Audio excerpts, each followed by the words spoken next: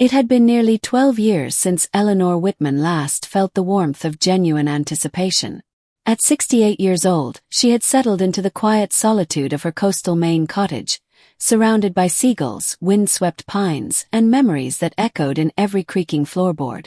Widowed for over a decade, her life had become a gentle pattern of tea at dawn, book readings by the fireplace, and long walks along the rocky beach that William, her late husband, had adored.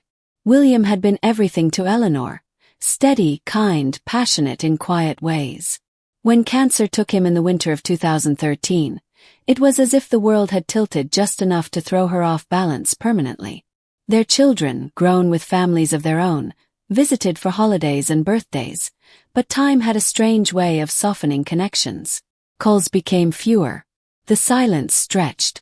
Eleanor's hands still held the scent of oil paint from years ago when she used to fill canvas after canvas with sweeping landscapes and delicate florals. She hadn't painted since William passed. The studio door had remained closed, like a time capsule that no one dared to open. Even she wasn't sure why. Maybe it was fear of feeling too much. Or nothing at all. One rainy Thursday a letter arrived. Not an email or a text message, but a real, physical envelope, slightly bent from its journey and addressed in slanted cursive. Eleanor's heart fluttered at the unfamiliar handwriting. It was from Marla, her college roommate from decades ago. They had lost touch sometime in the mid-90s. The letter was short, warm, filled with nostalgia and a tentative question. "Would you like to reconnect?" Eleanor sat with the letter for a full day before answering. Her hands trembled as she wrote back, her words halting at first, but then flowing with surprising ease. What followed over the next few weeks were more letters, filled with laughter, confessions, regret, and softness.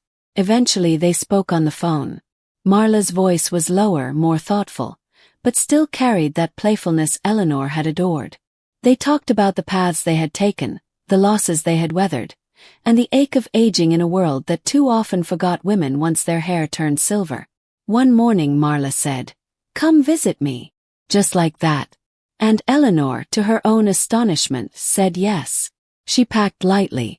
A few dresses, her softest sweater, and a paintbrush she hadn't touched in 11 years.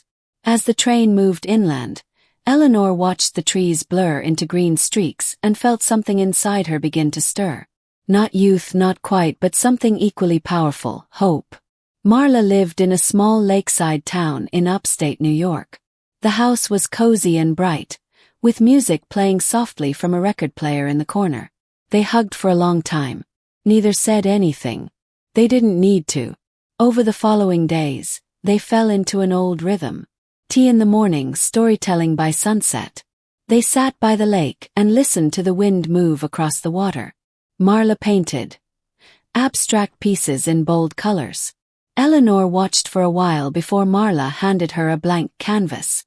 "I'm not ready," Eleanor whispered. "You don't have to be," Marla said. "Just hold it. Let it remind you." That night, Eleanor dreamt of William, not in sorrow, but smiling at her from across a room full of light. When she woke, she wept quietly into her pillow, not out of grief but gratitude. She picked up the brush the next morning. Her strokes were clumsy at first, but it didn't matter. The colors returned to her slowly: earthy browns, dusky blues, and the soft lavender William had once said reminded him of her eyes. Marla watched without comment. But one evening, as they sat under the stars, she turned to Eleanor and said, "You're still here. The whole you. Even after everything." It was a simple sentence, but it unlocked something. Eleanor began to laugh more. She danced barefoot in the kitchen. She started mailing postcards to her grandchildren. And one evening, while painting a still life of dried roses, she whispered aloud, "I feel like myself again." That fall, she returned to her Maine cottage, but it wasn't the same anymore. She reopened her studio. She began hosting Sunday art gatherings for local women, all over 60, to paint, sip tea, and speak openly about life, longing, and rediscovery. Eleanor wasn't chasing youth. She had no interest in pretending to be 30. But what she did chase and find was meaning, connection, and a version of herself that had been waiting patiently beneath the layers of silence. It took her 68 years to realize that life doesn't end when a chapter closes. Sometimes the next one is quieter, but no less beautiful. And as she stood by her window one winter morning, cup of tea in hand, snow falling gently beyond the glass, she whispered to no one in particular, "I never thought I'd feel this way again."